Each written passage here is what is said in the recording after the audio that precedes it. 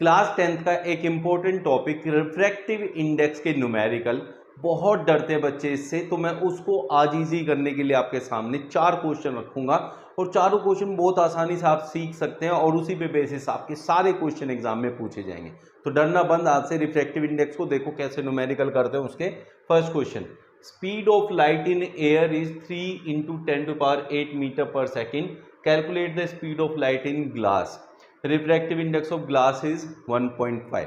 बच्चों, refractive index किसी भी मीडियम का होता है स्पीड ऑफ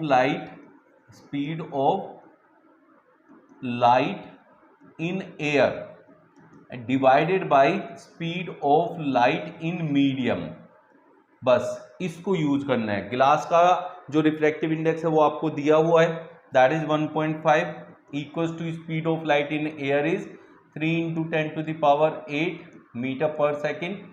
अब आपको speed of light in medium, let it be V, ये इधर आएगा, V will be equals to 3 × 10⁸ divided by 1.5। 1.5 का डबल होता है तो 2 × 10⁸ metre per second.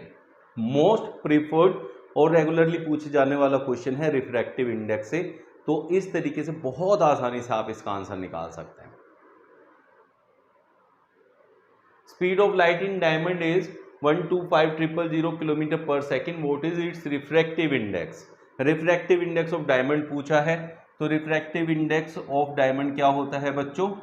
Refractive index of diamond, देखो जब भी आपको निकालना है किसी का भी refractive index with the help of जो स्पीड आपको दी है, तो ऊपर होती है speed of light in air that is c upon speed of light in medium that is v.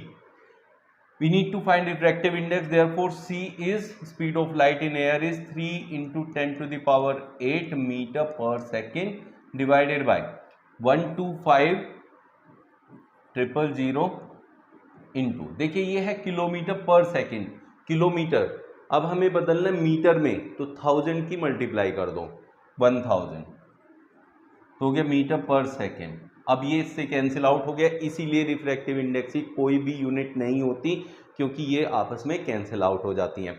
अब बच्चों यहाँ देखो 1 2 3 4 5 और 3 जीरो ये रही 6 7 8, क्योंकि स्टैंडर्ड फॉर्म में पॉइंट यहाँ होता है, तो इट विल बी 3 × 10⁸ अपॉन 1.25 × 10⁸। ये कैंसिल आउट हो जाएगा। अब इसको अगर डिवाइड करना है तो ये 300 डिवाइडेड बाई 125 हो जाएगा। अब देखें 5 2 10, 5 5 25, 5 6 5 से 12, 5 से 5 2.4। तो refractive index of diamond is 2.4। ऐसे करके आप निकाल सकते हैं।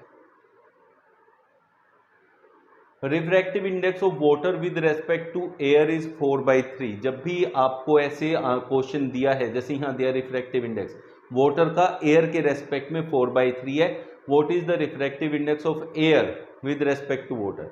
वाटर का एयर के रेस्पेक्ट में दिया है और एयर का वाटर के रेस्पेक्ट में पूछा है, तो क्या है बच्चों? एक दूसरे का अपोजिट है। इट मींस फिर इसका आंसर जो आएगा क्या, refractive index of air with respect to water will be 3/4, क्योंकि उसका रिवर्स हो जाएगा। तो क्या बन जाएगा? पॉइंट लगाएंगे, 4 7 28, 4 5 20, this will be your answer. तो यहाँ क्या पूछा था? वाटर विद रेस्पेक्ट, आपको water with respect to air आपको दिया था, air with respect to water पूछा था, तो वहां उसका रेसिप्रोकल हुआ, तो यहां भी जो आपकी वैल्यू है उसका रेसिप्रोकल कर दो, you will get your answer. A ray of light of wavelength 5400 angstrom suffers a refraction from air to glass. Taking refractive index of glass with respect to air is 3/2. Find the wavelength of the light in glass.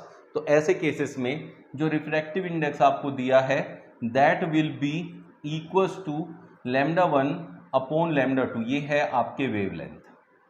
ठीक है बच्चों, अब यहाँ 3/2 into λ2 will be equal to λ1, जो कि आपको दिया हुआ है 5400 एंगस्ट्रॉम।